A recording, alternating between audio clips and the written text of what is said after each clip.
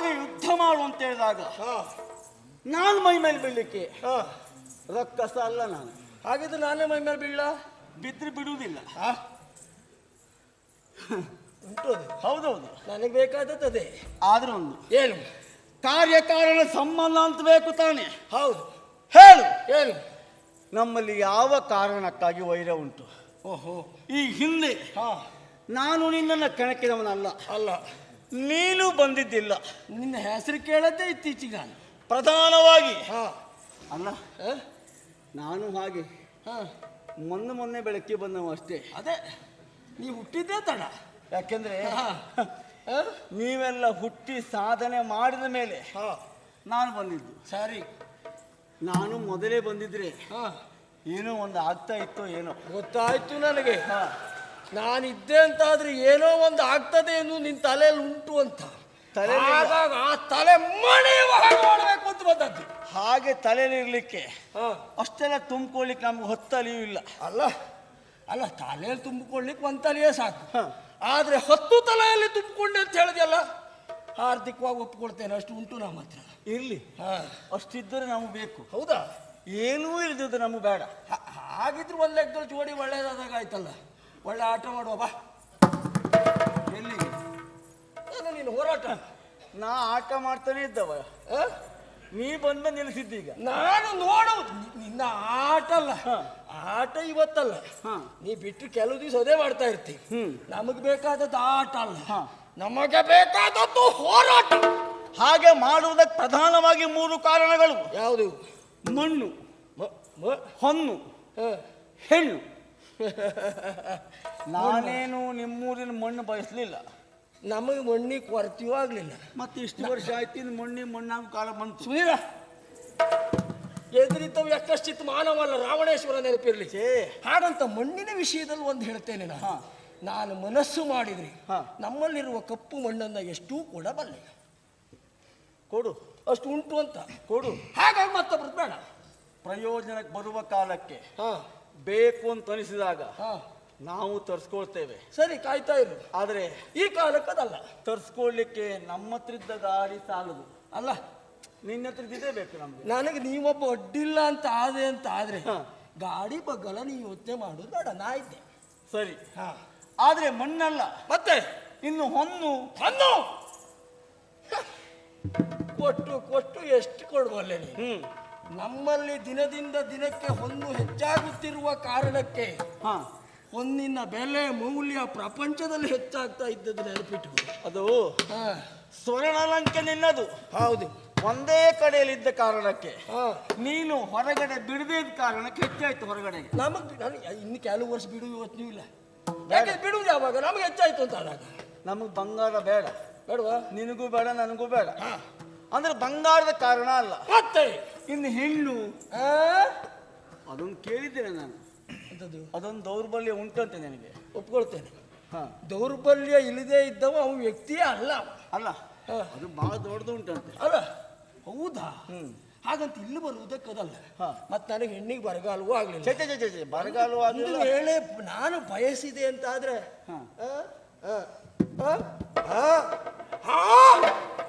ಅಷ್ಟನ್ನು ಇಟ್ಕೊಳ್ಳೋ ಸಾಮರ್ಥ್ಯ ನಮಗೆ. ಹೌದಪ್ಪ, ನಿಮ್ಮ ನಾಡಿದಲ್ಲ ಬೇಡ.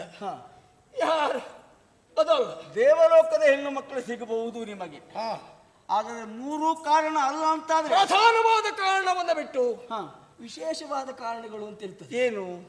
2 ಕುಸ್ತಿ ಪಟುಗಳು ಒಬ್ರಿಗೊಬ್ರು ಹೋರಾಡ್ತಾರೆ. ಅಲ್ಲಿ ಅವ್ರ ಮನೆಗೆ ಇವ್ರ ಮನೆಗೆ ಅವರು ಬೆಂಕಿ ಹಾಕಿದ್ದಾರೆ ಅಂತ ಅರ್ಥ ಅಲ್ಲ. ನಾನು ನೀನು ಈ ಪ್ರಶ್ನೆಗೆ ಉತ್ತರವನ್ನು ಕಂಡುಕೊಳ್ಳುವುದಕ್ಕೆ ಬೇಕಾಗಿ ಮಾರನೇ ದಿವಸ ಮತ್ತೆ ಅಗ್ಲಿಕೈ ಹಾಕೊಂಡ್ರು ಅದು ಆಕ್ಷೇಪವೂ ಅಲ್ಲ. ಹಾಗಲ್ಲ, ಹಾಗೆ ಹೋರಾಟ ಮಾಡುವ ಕ್ರಮ ಉಂಟು. ಯಾವಾಗ? ಸ್ಪರ್ಧೆ ಅಂತ ಇದ್ದಾಗ, ಹೌದು, ಅದಕ್ಕೊಂದು ವೇದಿಕೆ ಅಂತ ಇದ್ದಾಗ ಹಾಗೆ ಜಟ್ಟಿಗಳು ಹೊಡ್ಕೊಳ್ತಾರೆ. ವೇದಿಕೆ ಇಲ್ಲದೆ, ಸ್ಪರ್ಧೆ ಇಲ್ಲದೆ ಹಾಗೆ ಹೊಡ್ಕೊಳ್ಳೋ ಜಟ್ಟಿಗಳಲ್ಲ, ಎತ್ತುಗಳು. ನೆನಪಿಟ್ಕೋ. ನನ್ನೊಂದು ಗುಣ ಹೇಳು. ನೀನು ನನಗೆ ಎತ್ತು ಅಂದ್ರೂ ಬೇಸರ ಇಲ್ಲ. ನಾ ಇಷ್ಟು ವರ್ಷಕ್ಕೂ ವೇದಿಕೆ ಹುಡ್ಕೊಂಡು ಹೋದವಲ್ಲ. ನಾ ಹೋದ ಮೇಲೆ ವೇದಿಕೆ ನನಗಾಗಿ ಸೃಷ್ಟಿಯಾಗಬೇಕು ಅಂತ ನಾನು ಬಯಸುವ. ಹಾಗಾಗಿ ಈ ಕಾಲಕ್ಕೆ ನನಗೆ ಬೇಕಾದ ಈ ವೇದಿಕೆಯನ್ನು ನಾನೇ ಸೃಷ್ಟಿಸುವುದಕ್ಕೆ ಸಿದ್ಧ ಆಗ್ತೇನೆ. ನೀನು ಸೃಷ್ಟಿ ಮಾಡ್ಕೊಳ್ಬಹುದು. ನೀ ಎತ್ತರು ಮಾಡು, ಗೂಳಿಯರು ಮಾಡು, ನನಗೆ ಸಮಸ್ಯೆ ಅಲ್ಲ. ನೀ ಸೃಷ್ಟಿ ಮಾಡ್ಕೊಳ್ಬಹುದು, ನಿನಗಾಗಿ ಸೃಷ್ಟಿಯೂ ಆಗ್ಬಹುದು. ಹಾಗೆ ನಿನಗಾಗಿ ಸೃಷ್ಟಿಯಾದ ನೀ ಸೃಷ್ಟಿ ಮಾಡಿಕೊಂಡ ವೇದಿಕೆ ಮೇಲೆ ನಾನಿರುವುದು ಜನ ಅಲ್ಲ, ಗೊತ್ತಾಯ್ತಾ? ಅದು ಕುಣಿಲಿಕ್ಕೆ ಬರದೆ ಹೋದ ಮಂಗಳವೇ ಸರಿ ಇಲ್ಲ ಅಂತ ಹೇಳಿದ್ದಂತೆ, ನಿಂದ ಹಾಗಾಗಿ ಹೋಗ್ತದೆ. ಅಲ್ಲದೆ ಹೋದ್ರೆ 14 ಲೋಕವು ತಲ್ಲಣಿಸುವ ಹಾಗೆ ಮಾಡುತ್ತಿರುವಂತಹ ಈ ರಾವಣನೊಟ್ಟಿಗೆ ಹೋರಾಟ ಕೊಡು ಅಂದ್ರೆ ನಮಗೆ ವೇದಿಕೆ ಸರಿಯಲ್ಲ, ನಮ್ಗೆ ಈ ರೀತಿ ಆಗುದಿಲ್ಲ. ಅಂದ್ರೆ ನೀನು ವಾಸ್ತವಕ್ಕೆ ನೇರ ಬರ್ತೀಯ ಅಂತಾದ್ರೆ ಅಂದ್ರೆ ನೀ ಆಗುದಿಲ್ಲ ಅಂತ ಆದ್ರೆ ಹೇಳ, ಯಾರು ಹೇಳಿ? ನಿನಗೆ ಕ್ಷಮಾದಾನ ಕೊಡ್ತೆ. ಅಲ್ಲ, ಜಟ್ಟಿಯ ಹೋರಾಟ ಅಲ್ಲ ಅಂತ ಹೇಳಿದ್ ನಾನು. ನಿನ್ನ ಲೆಕ್ಕದಲ್ಲಿ ಯಾವ ಹೋರಾಟ ಬೇಕೀಗ? ಮತ್ತೆ ನೀನ್ ಹೇಳ್ಬೇಕು, ಬಯಸಿ ಬಂದವು ನೀನಲ್ವಾ? ಹೌದೌದು. ನನಗೆ ಅಂತದ್ದು ಹೇಳುವಾಗ ಹೇಳಿದ್ದೇನೆ, ಹಿಡಿ ಚಾಪ ಅಥವಾ ಕಟ್ಗ. ನಿನ್ನ ಸ್ವಭಾವವೇ ಅದು. ಅದು ಬೇಕಾಗಿದ್ದು, ಒಂದಾಗಿದೆ ಸ್ವಭಾವವೇ ಅದು ಅಂತಾದ್ರೆ ಎಲ್ಲಿ ದೊಡ್ಡದುಂಟು ಅದಕ್ಕೋಗು ತಾಗುವ ಅಭ್ಯಾಸ ಉಂಟು ಅಂತ ಆಯ್ತು ಅಲ್ವಾ? ಮತ್ತೊಂದು ಗುಣವೂ ಉಂಟು, ನನಕ್ಕಿಂತ ದೊಡ್ಡದು ಒಂದು ಉಂಟು ಅಂತ ಆದ್ರೆ ನೀ ದೊಡ್ಡದು ಆರ್ಥಿಕವಾಗಿ ಒಪ್ಪುಗಳು ಸ್ವಭಾವ ಉಂಟು. ನಾ ಕೇಳಿ ದೊಡ್ಡದ ಅಲ್ಲ ಅಂತ ಆದ್ರೆ ಮೆಟ್ಟಿ ಬರುವ ಗುಣವೂ ಉಂಟು. ತಟ್ಟಿ ಮೆಟ್ಟಿ ನೋಡಿಯೇ ಒಪ್ಪಿಕೊಳ್ಳುವ ಗುಣ ಅಲ್ವಾ? ಹೌದಪ್ಪ. ಹಾಗಿದ್ರೆ ನಮಗೆ ನಿರ್ಣಾಯಕ ಬೇಕು ಅಂತಿಲ್ಲ. ನೀನು ಮೆಟ್ಸ್ಕೊಳ್ತಿ ಅಂತ ನಾ ಮೆಡ್ತೇನೆ. ನಮ್ಮಿರುವರ ಆತ್ಮವೇ ನಮ್ಮಿರುವರೆಗೂ ನಿರ್ಣಾಯಕ.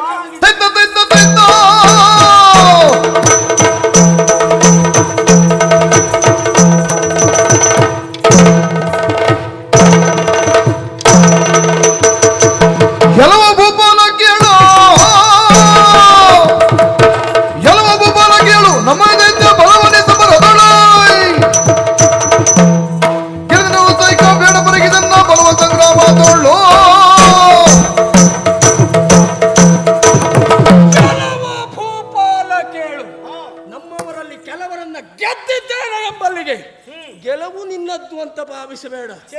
ಇವರೆಲ್ಲ ಸ್ವಲ್ಪ ನೋಡ್ಲಿ ಅಂತ ಕರ್ಕೊಂಡು ಬಂದದ್ದು, ನೋಡಿದ್ರು ಸಾಕಾಯ್ತು, ಬಿದ್ರು. ಪ್ರಧಾನವಾಗಿರುವ ಈ ರಾವಣ ನೋಡು, ನಿನ್ನೊಟ್ಟಿಗೆ ಯುದ್ಧ.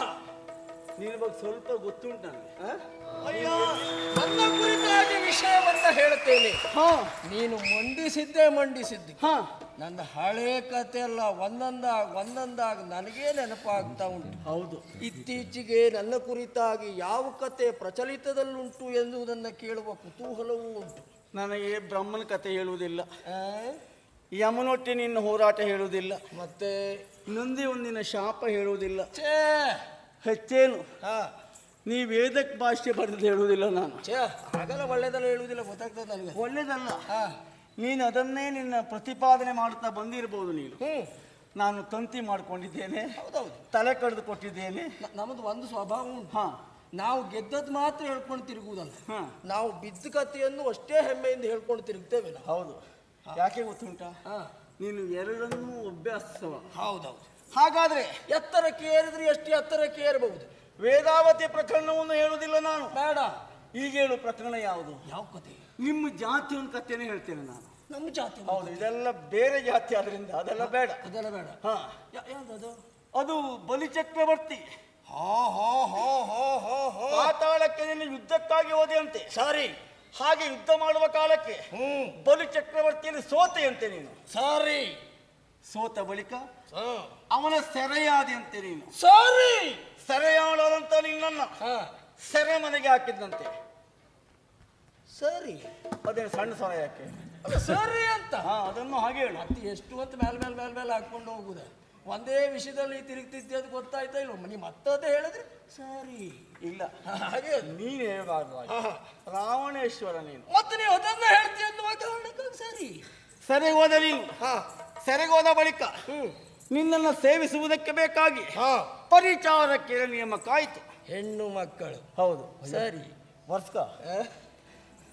ಆಮೇಲೆ ಅವರ ಸೇವೆ ಮಾಡುವಂತ ಕಾಲಕ್ಕೆ ಊರೆಲ್ಲ ಸುದ್ದಿ ಆಯಿತು. 10 ತಲೆಯ ಒಂದು ವಿಚಿತ್ರ ವ್ಯಕ್ತಿ ಇದ್ದಾನೆ, ಅವ ಸೆರೆಯಲ್ಲಿದ್ದಾನೆ, ನೋಡ್ಬೇಕು ಅಂತ.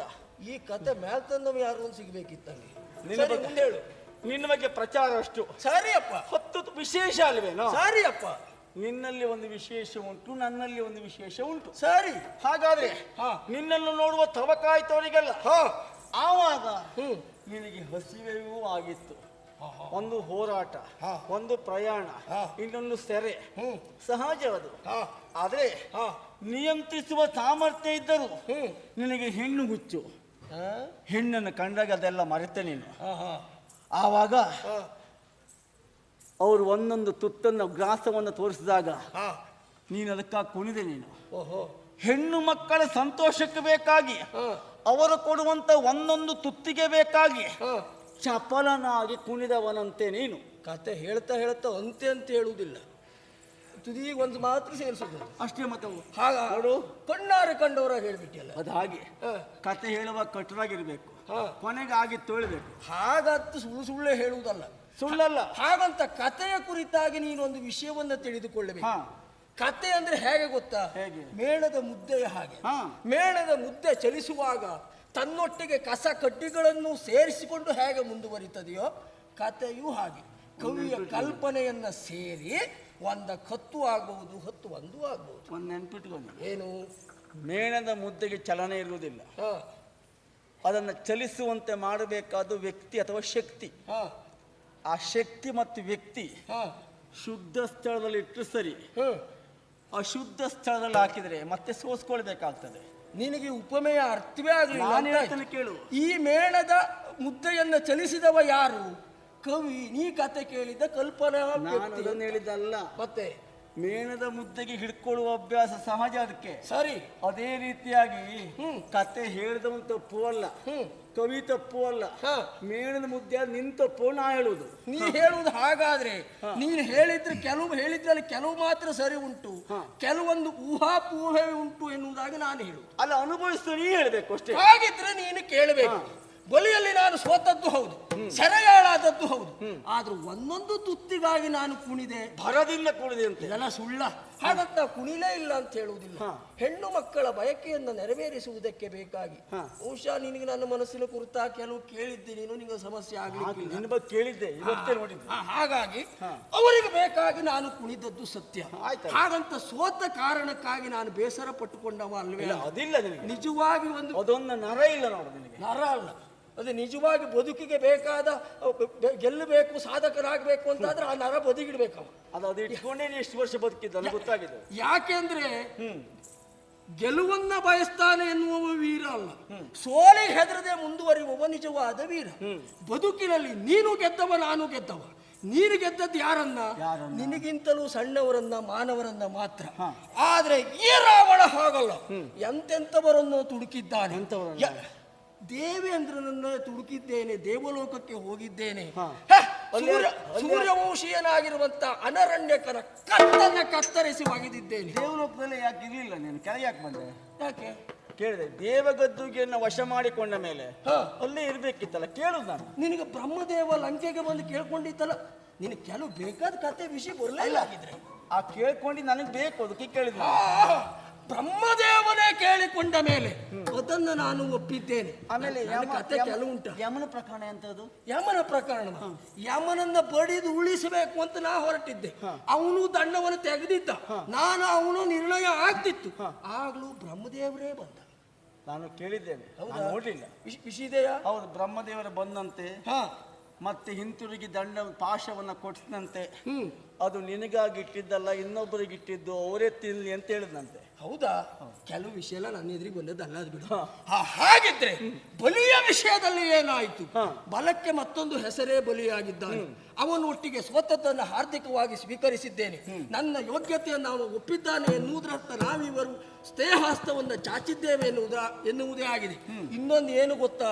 ಒಬ್ಬ ವ್ಯಕ್ತಿ ಸಾಧಕರಾಗಬೇಕು ಅಂತಾದ್ರೆ ಗೆಲುವನ್ನು ಮಾತ್ರ ಕಾಣುವುದಲ್ಲ, ಸೋಲನ್ನು ಕಾಣಬೇಕಾಗ್ತದೆ. ಬರೀ ಸಿಹಿಯನ್ನ ತಿಂದ್ರೆ ಆಗುವುದಿಲ್ಲ. ಬದುಕಿನ ರುಚಿ ಸರಿಯಾಗಿ ಅರ್ಥ ಆಗಬೇಕು ಅಂತ ಆದ್ರೆ ಅವ ಕಹಿಯ ರುಚಿಯನ್ನು ತಿಳಿದಿರಬೇಕಾಗ್ತದೆ. ಮರವೊಂದು ಎತ್ತರಕ್ಕೆ ಬೆಳೆದಿದ್ದೆ ಎನ್ನುವ ಕಾರಣಕ್ಕಾಗಿ ಅದು ಬಹಳ ಕಾಲ ಇರ್ತದೆ ಅಂತ ಅಲ್ಲ, ಎಷ್ಟು ಆಳಕ್ಕೆ ಬೇರನ್ನ ಬಿಟ್ಟಿದೆ ಎನ್ನುವುದರ ಮೂಲಕವಾಗಿ ಅದು ಎಷ್ಟು ವರ್ಷ ಬದುಕಬಹುದು ಎನ್ನುವುದು ನಿರ್ಧರಿಸ್ತದೆ. ರಾವಣ ಎನ್ನುವ ಕಾಣುವುದಕ್ಕೆ ಮಾತ್ರ ಎತ್ತರ ಅಲ್ಲ, ಬೇರಷ್ಟು ಆಳಕ್ಕುಂಟ. ಎಲ್ಲ ಮರದ ಬೇರು ಆಳಕ್ಕೆ ಹೋಗುದಿಲ್ಲ ಒಂದು. ಹಾಗೆ ಆಳಕ್ಕೆ ಹೋದ ಎಲ್ಲ ಮರವು ಹೆಚ್ಚು ಕಾಲ ಇರುವುದಿಲ್ಲ. ಕೆಲವು ಮರಕ್ಕೆ ಮಾತ್ರ ಆಯುಷ್ಯ, ನೆನಪಿಟ್ಕೊಂಡು. ಹಾಗಿದ್ರೆ ನಿನಗೆ ಅರ್ಥ ಆಗೋ ಭಾಷೆಯಲ್ಲಿ ಹೇಳ. ಹಾಗಲ್ಲ, ಸುಲಭದಲ್ಲಿ ಬೇರಿಲ್ಲಗಿದೆ ಬದುಕು ಸಾಲಿನ ಮರ ರಾವಣ ಅಲ್ಲ. ಅದಾದ್ರೆ ಕೋಟಿ ವರ್ಷ ಆಗ್ತದ ಅಲ್ವಾ? ಹಾಗಿದ್ರೆ ರಾವಣ ಎನ್ನುವ ಸಾಮಾನ್ಯದವ ಅಲ್ಲ ಎನ್ನುವುದನ್ನು ನೀನು ಒಪ್ಪಿಕೊಳ್ಳಬೇಕು. ಬಲಿಯ ಪ್ರಕರಣವನ್ನು ಬಿಡು, ಆದ್ರೆ ಮತ್ತೊಬ್ಬರನ್ನ ಆಕ್ಷೇಪಿಸುವಾಗ ನಾವೇನು ಸ್ವಲ್ಪ ನೋಡ್ಕೊಳ್ಬೇಕಲ್ಲ. ಅದು ನೋಡ್ಕೊಳ್ಬೇಕು. ನೀ ಅದು ಆಡ್ಲಿಲ್ವ ಅಂತ. ಆದ್ರೆ ನಿನಗದು ಇಲ್ಲದ ಕಾರಣಕ್ಕೆ ನಾನು ನೋಡ್ಕೊಳ್ಳಿಲ್ಲ. ಹಾ, ಹಾಗಿದ್ರೆ ಈಗ ನಾನು ನೆನಪಿಸಲ್ಲ, ನೀನ್ ನೆನಪಿಸಿದ್ದಕ್ಕೆ ನೀನ್ ಮಾಡಿದ್ದೆ. ವ್ಯಾಳ ವೇಣಿಯರ ಕುಡಿ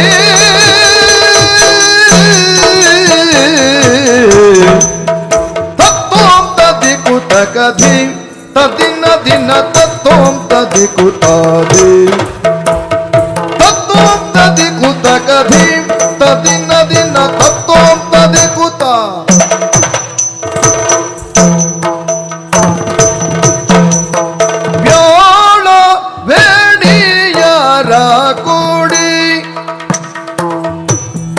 ವ್ಯಾಳವೇಣಿಯರ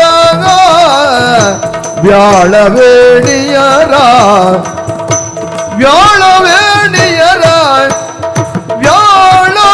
ವ್ಯಾಳವೇಣಿಯರ ಕೂಡಿ ಮಧ್ಯಾಹ್ನದೋಳ್ ಆಡುವೆ ನೀರ ಕೋಡಿ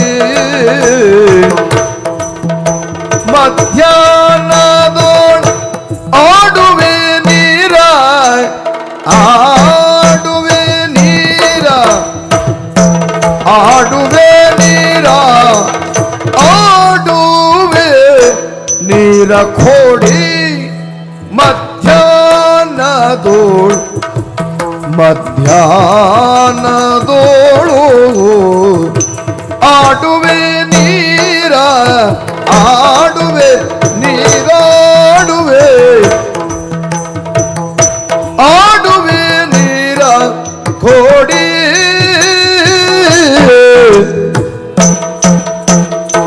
ಆ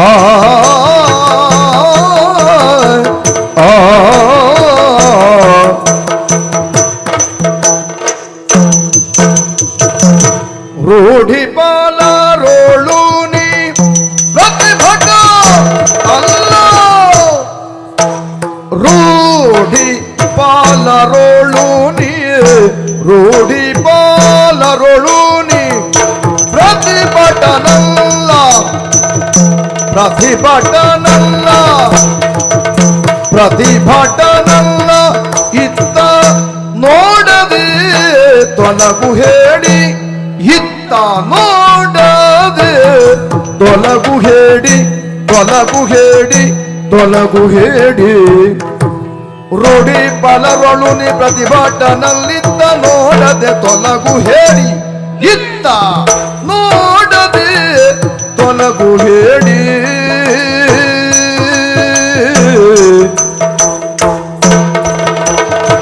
ಆ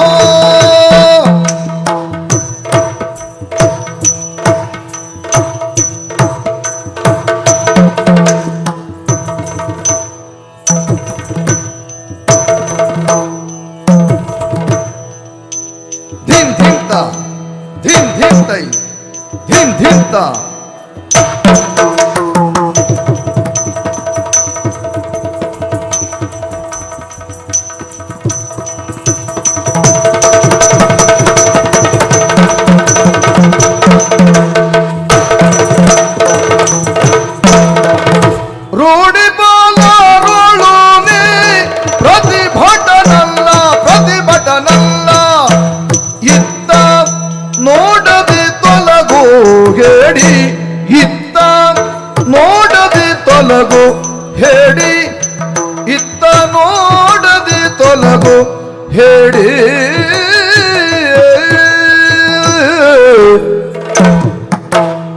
ಆ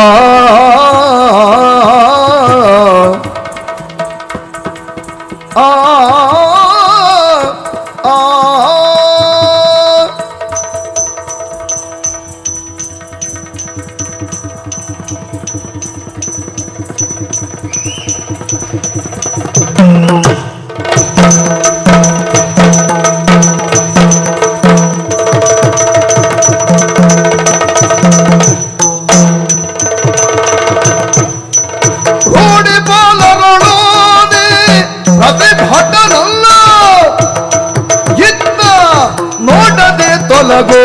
ಹೇಳಿ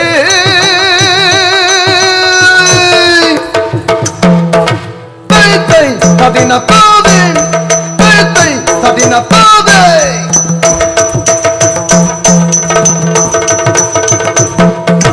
ಥಿ ದಿನ ತಾ ದಿನ ಥಿ ದಿನ ತಾ ಥಿ ತಾ ಥಿ ತಾ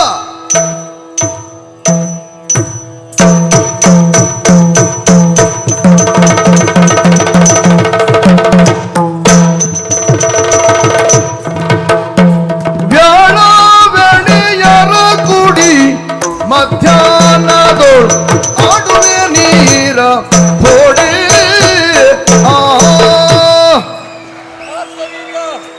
ಅಯ್ಯ, ನನ್ನನ್ನು ಆಕ್ಷೇಪಿಸಿದೆ. ನನ್ನನ್ನು ಆಕ್ಷೇಪಿಸುವ ಧ್ವನಿಯಲ್ಲಿ ಮಾತಾಡಿದಿಲ್ಲ ನೀನು. ಇನ್ನೊಬ್ಬರ ಬಗ್ಗೆ ಹೇಳುವ ಕಾಲಕ್ಕೆ ನಾವೇನು ಅಂತ ತಿಳ್ಕೊಳ್ಬೇಕು ಅಂತ. ಸರಿ, ನಿನ್ನನ್ನು ಆಕ್ಷೇಪಿಸಿದವ ನಾನು. ನನ್ನನ್ನು ಆಕ್ಷೇಪಿಸುವುದಕ್ಕೆ ನಿನಗೇನು ವಿಷಯ ಉಂಟು? ನಿನ್ನ ಬಹಳ ಹಿಂದಿನ ಕತೆ ನನಗೆ ಗೊತ್ತಿಲ್ಲ, ಆದ್ರೆ ಕಣ್ಣಿಗೆ ಕಾಣುತ್ತಿರುವ ಒಂದು ಕತೆ ಉಂಟು. ಏನು? ಅರಸನಾದ ನೀನು ಮಧ್ಯಾಹ್ನದ ಕಾಲದಲ್ಲಿ ವ್ಯಾಳ ವೇಣಿರನ್ನ ಕೂಡಿ ಜಲಕ್ರೀಡೆ ಆಡುವುದಕ್ಕೆ ಮುಂದಾಗ್ತಾ ಇದ್ದಿ. ಹೌದು. ಅದು ಎಲ್ಲಿ? ನಿನ್ನದ್ದೇ ಉಪವನದಲ್ಲಿ. ಅಲ್ವೇ ಅಲ್ಲ, ನರ್ಮದಾ ನದಿಯಲ್ಲಿ. ನರ್ಮದಾ ನದಿ ಏನದ್ರ ಅರ್ಥ? ಹರಿಯುವ ನೀರಿಗೆ ದೊಣ್ಣೆನಾಯಕನ ಅಪ್ಪಣೆ ಅಂತ. ಅಲ್ಲಿ ಅಪ್ಪಣೆ ಕೊಡ್ಲಿಕ್ಕೆ ಹೋಗಬಾರ್ದು, ನೀನು ಕೊಡುವ ಹಾಗೆ ವ್ಯವಹರಿಸಿದಿ. ಋಷಿ ಮುನಿಗಳು ತ್ರಿಕಾಲದಲ್ಲಿ ಸಂಧ್ಯಾವಂದನೆಗೆ ಬೇಕಾಗಿಯೋ ದೇವತಾರಾಧನೆಗೆ ಬೇಕಾಗಿಯೋ ಈ ನದಿಯಲ್ಲಿ ಕಾರ್ಯೋನ್ಮುಖರಾಗಬಹುದು.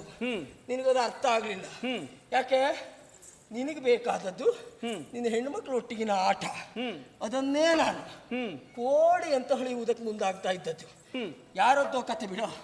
ಶಿವಪೂಜೆಗೆ ನಾನು ಮುಂದುವರಿದ ಕಾಲಕ್ಕೆ ನನ್ನ ಕ್ರಿಯೆಗೆ ನಿನ್ನ ಕ್ರಿಯೆ ಭಂಗವನ್ನು ತಂದಿದೆ.